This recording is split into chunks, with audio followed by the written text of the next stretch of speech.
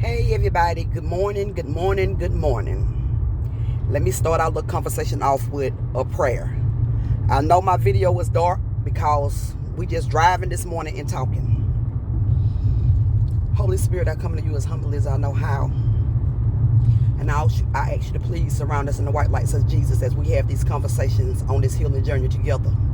I ask you to cover each and every one of us. Cover each and every one of my family members, my children, my grandchildren, and all my generations to come. All the viewers, family members, their children, their grandchildren, and all that generation to come, and each and every one of our family members. I ask you to cover us and keep us and guide us and walk with us on this healing journey, and always put the right words in my mouth. Let us be on the right topics. Let us have an understanding of one another, and let somebody be blessed by these conversations, Lord. That's all I ask of you, Lord. I thank you for waking us up this morning. I thank you for starting us on our way. I thank you for life, health, and strength. I thank you even for the hard times in my life that allowed me to be able to be the vessel that you wanted me to be today, to be able to have these conversations, to be able to have the strength to be able to walk through this healing, Lord. I ask you to please continue to cover and keep each and every one of us and our family members, Lord. Everybody that's under the sound of my voice, cover, keep us, heal us, and guide us right now in Jesus' name. Let this be a learning conversation for not only me, but for all the viewers, all the listeners, and all the people just plain out want to be nosy. I know that I said it, but I mean it. I ask you to please cover us, Lord. Put the right energy and the right spirit and the right mindset in each and every one of these videos, Lord.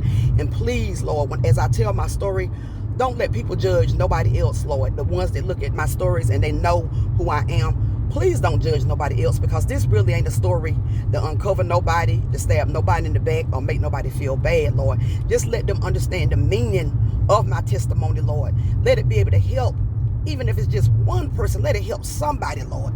Let my honesty and my stories and my past be a healing tool for somebody, Lord. Please let it touch somebody's heart, Lord. Don't let it only be a healing to the people that watch my videos, but Lord, I ask you to please allow it to be a healing to me, my family, my children, my household, my grandbabies, and all my generations to come, Lord.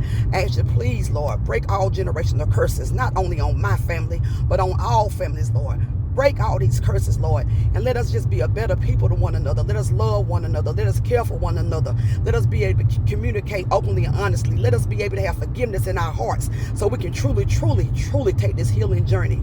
In your name, I pray. Hi, everybody. I'm driving, and I don't want y'all to think that I don't want to have my face in the camera looking at y'all, but it ain't always about looking in the camera. It's just about the message. I know that it might be some things that I already done talked about a lot of times on my YouTube channel. I will go back and talk about things that I already talked about. But this morning, I'm going to touch a little bit about trying to heal from childhood molestation, and about some of the little signs that we can look for in our children to know these things are taking place, because they don't always feel comfortable enough to tell it. Or maybe sometimes you tell it and you feel like nobody ain't listening to you. Well, anyway, my story ain't meant to bash anyone. My story is really truly meant to help somebody. I might not always tell it right. I might not always tell it perfect. But it's my story, and I'm going to tell it to the best of my ability. And I'm not calling names. I'm just using my story so that maybe it can help somebody that's been through the same thing, or somebody that's going through it now. If y'all ever remember times, I remember times when I was young. I had blocked it out, but I remember times that I was young, and we had some of these older guys that would come over to visit. And these older guys, and you know how they love to take the kids and put them in their lap. You know, some of them, they mean no harm. Don't get me wrong. It's not everybody. Some people don't mean no harm. Everybody not no molester. Everybody don't have issues. Everybody don't touch on children. So don't get me wrong. Don't blame that on everybody. We had a lot of grandpas and dads that hold their children. That's not what I'm saying. But you need to be on the lookout. Need to be on the lookout a lot of times on people putting kids in their lap. I don't remember it. I don't remember the story real. I don't remember some of my childhood stories real good, but I can remember bits and pieces of friends that used to come over to the house to visit. And it ain't just guys, y'all. It's girl. It could be women too. They used to come over to the house and visit, and they love to throw you in their lap. Y'all got to really be watchful of that, and watch your children when different people want to pick them up, because you really don't know their intentions. And I'm not, like I said, this ain't everybody. This just some people. It's just something to be watchful of, because sometimes they can pick up your children and be fondling your children. They can pick up your children and be touching them inappropriately. The only reason I'm talking about this, because I've been through it. And I blocked a lot of it out years and years ago. But as I got older, it started coming back to me. Child molestation is real. And a lot of people that do the molestation be people that been hurt themselves. So yes, it's true. A lot of times in life, hurt people. Now, everybody that do things like that, everybody ain't been hurt, but some people have been hurt, and it just be cycles that be repeating themselves. So really, we got to stay focused and start praying to break these generational curses. And I stand in the fold because honestly, I really and truly want to be healed. Not only do I want to be healed, I want my children to be healed, and my children's children to be healed, and all of my generations behind me that comes to be healed. And it ain't just men and older men and stuff that do the molestation. It's women that do the molestation also. I remember when I was a little bitty girl,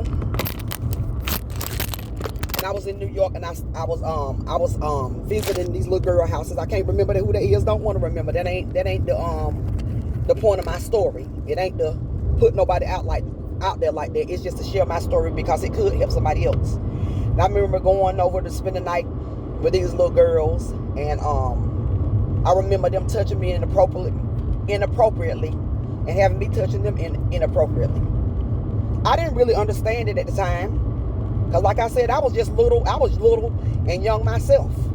And I had already been through things that I didn't understand, that I had put in the back of my mind. Because that's also another subject you need to talk about. Talk to your children, because sometimes people can threaten your children and tell them they're going to hurt them or hurt you because they don't want them to tell it. Sometimes your children may not want to be telling it out of shame. When it's bad enough to be molested, to be touched on, felt on, or raped. But it's really bad when the same sex, the person molests you, is of the same sex. That's a whole different feeling. Well, it was for me. And you feel shameful. And you hate to be telling anybody that. But that's a lot of subjects we need to talk on. I want to heal. I don't want to stay stuck in that childhood wounded bullshit. And I got to be honest, because I don't want to stay stuck in that energy. And a lot of times I think I'll be healed from that. But I know that I'm not, because even now that I started making these videos, I get up yesterday morning. Yeah, I was looking a hot mess. I really don't care. It was about the message, and it was on me. I couldn't even sleep. I had to get up and be honest and share that story about that heartbreak. After I delivered my message, I felt good at first. Then after a while, the next thing you know, I was crying and boo-hooing. And when I tell you, baby, I was crying and upset all day long. I felt like I was alone. I felt like I was that abandoned little child that I felt like when I was young. I felt like that I was hurting all back over again. I really went through some things yesterday after I put that video out. When I was crying so bad,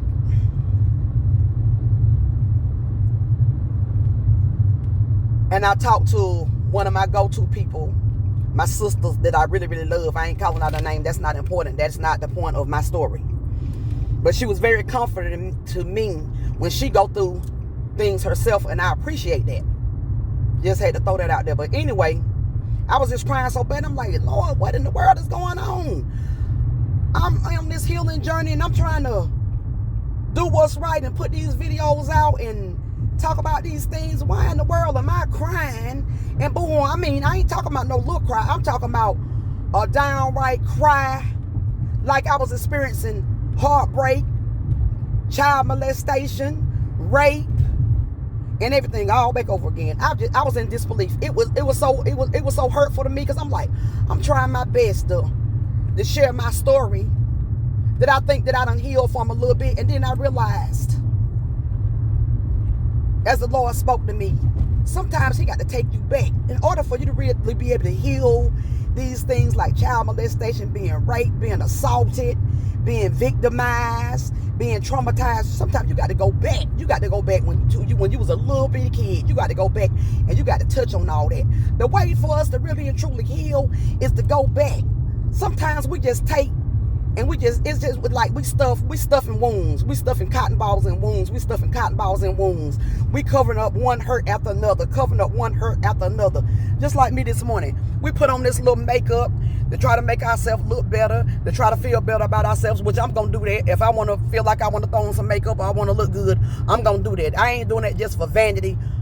I ain't doing it for just for other people. I'm doing it because it's something that I enjoy doing.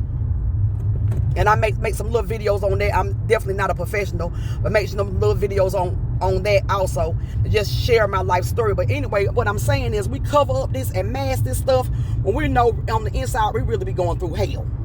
But we good for putting on these masks to try to cover up and shield all that pain. Sometimes it may be good to some people, and sometimes to others it may not be so good. I know that I find it helps me sometimes when I'm feeling at my lowest.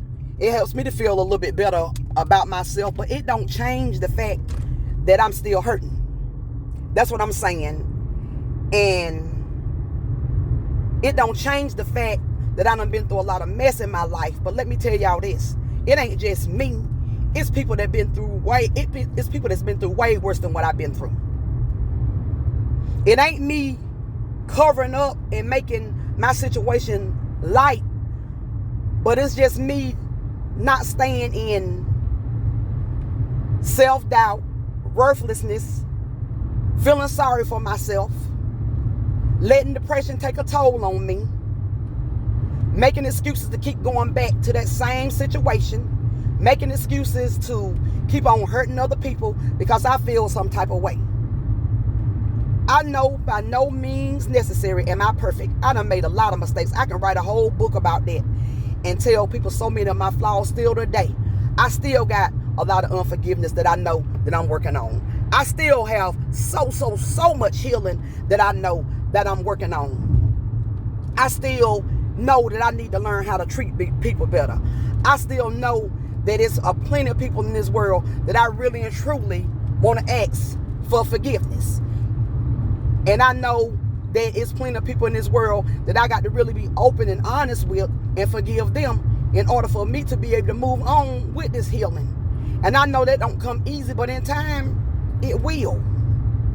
I know that I'm jumping all around and jumping all over the place, but let me finish telling y'all about the cry, how I cried and how I went through depression. Y'all, I cried so bad. I was so depressed. I mean, all yesterday, even last night before I went to bed. And I had prayed. I read my Bible. I meditated. And I'm going to tell you the truth. I burned me some sage. Have it in the car with me this morning. I burned me some sage in my car. Everybody don't get that. But sometimes you got to clear out the energy of those negative spirits. Because spirits are real. And people don't understand that. I will burn me some sage just to move out the negative energy that sometimes be trying to have me under attack. But anyway, I just cried and I cried, and I felt some type of way all yesterday. I felt so down in the dumps, so depressed, kind of defeated. But the Holy Spirit came to me and let me know that you have to have those feelings sometimes. In order to heal, you got to go back to the source. You got to go back and touch. But don't be defeated by crying. Crying is a good thing. Don't be hurt when you go back and you feel hurt. Because that's all part of growth. That's all part of your healing journey, to go back and heal that little child that's been molested. That little child that's been assaulted. That teenager that's been raped. That teenager that's been sodomized. That teenager that's been attacked. That teenager that's been mistreated, misused, and abused. That's the way that you really find your way to healing, is to go back and touch on things that happened to you when you was really, really young. So I don't feel defeated today, but yesterday I felt so defeated. I'm going to be honest with you. It don't matter what I done. I could not get away from that energy for nothing. Y'all, please forgive me, because like I said, we driving, talking, and having this good old conversation, and I cannot be in the camera at all times because it's raining pretty hard. But I want to tell the people that's been molested, been raped, been assaulted by the same sex, men that's been assaulted by men, women that been assaulted by women, children that's been assaulted by children. Y'all are not alone. Tell somebody. Keep on hollering. If one person don't hear you, keep on hollering. Keep on talking about it. Keep on telling somebody until somebody listen. I don't care who you go through. You tell somebody until they receive the message. You keep on talking, holler, shout it from the rooftops, and keep on telling somebody until they listen. Because you may tell your mother, they may not listen. You may tell your father, they may not listen. You may tell your grandmother, they may not listen. But tell somebody, because molestation, rape, assault, all that stuff is real. And today, a lot of us are so wounded by it. The reason why I come out to speak on it, because I'm that person. Even though I'm trying to heal, I'm the person. I'm talking about me, and this is my story. I don't want nobody to feel guilty about what happened to me. I don't need nobody to feel sorry for me. I don't need nobody to judge me. I don't need nobody to judge others, the people that know me, and they kind of understanding my story. I just want to be the vessel where people feel open, free, and honest about talking about this. I ain't always talking about everything. Like I said, I give you bits and pieces as I go, as it come to me. But I want people to feel open and honest about talking about these subjects, because they real. They are real. It happened to me so many times. It's like it's second nature to me. It's like it was part of my life to be assaulted. It's like it was part of my childhood to be molested. It's part of my childhood to be touched on. It was part of my childhood to be abused, beat on. I mean, it was so second nature to me till I thought that was life. I'm not making no excuses for nobody. Trust and believe. But when you a little child sometimes and things happen to you, sometimes the child turned out to be the molester, turn out to be the abuser, because children learn what they are taught. They learn from the things that happen to them. They learn good traits, they learn okay traits, and they learn bad traits. I'm not saying that it's right, but what I'm saying is we got to break these cycles. We got to break these cycles of molestation. We got to break these cycles of addiction.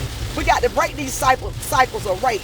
We got to break these cycles of keeping things secret. We got to break some of these cycles where we tell people not to tell. We got to break these cycles where we tell people what stays in this house stays in this house. I was good for that, and still today, some things that's in my house, it's gonna stay in my house. But things like this, about this molestation, and it's about being raped and being slut shamed and hoe shamed and all this and that. No, it's time for that stuff to come out.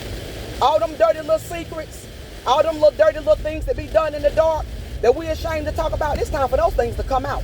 Because in our testimonies, in our honesty, in our straightforwardness, it could be a healing for somebody else and a healing for yourself. I mean that when I say it.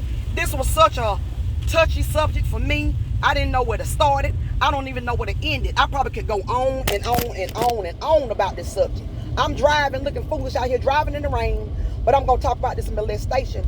Y'all, please, your children ain't never too young for you to talk to them. No, you can't really talk to a baby for them to understand, but know the signs. Know the signs when people watching your children. Know the signs when people looking at your children and fantasizing about your children. Because I'm going to tell you the truth. It's some situations where the manner that people, that some grown-ups was talking about me, that wasn't normal. Somebody should have been able to see through that. I'm not judging nobody. But I'm just saying, you know, the way people would say how pretty I was and this and that. It's okay that people say that. But I'm talking about in the manner that some conversations were had about me. You should know that wasn't normal. But maybe you didn't. I can't say that. Because everybody's different. But nobody ain't got no business fantasizing about your child. Nobody ain't got no business taking it real far, talking about your child. Your child don't have no business sitting in everybody's lap. I'm just being honest. Because everybody that's sitting in their lap don't have good intentions. I'm not saying, Lord, I don't want people to get on pins and needles and take my message and run with it and take it the wrong way. I'm just telling you some things that I done went through. That I want you to be watchful and be protected of your children. And watch for the signs of people that's trying to molest your children or being inappropriate with your children. And it's not everybody. So I don't want everybody going out there looking side-eyed at everybody, but you do have to be watchful because we have to be the voice for the children. The children, when they babies and they children, even small children, they don't really have voices for themselves.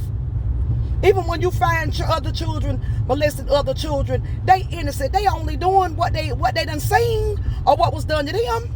I'm not saying that it's right, but it's the truth. A little bitty child don't know how to go and mess with nobody else down below unless it's something that's been done to them or something that they done seen somebody else doing. They don't know the difference. I'm not saying that it's right, but we just got to teach our children.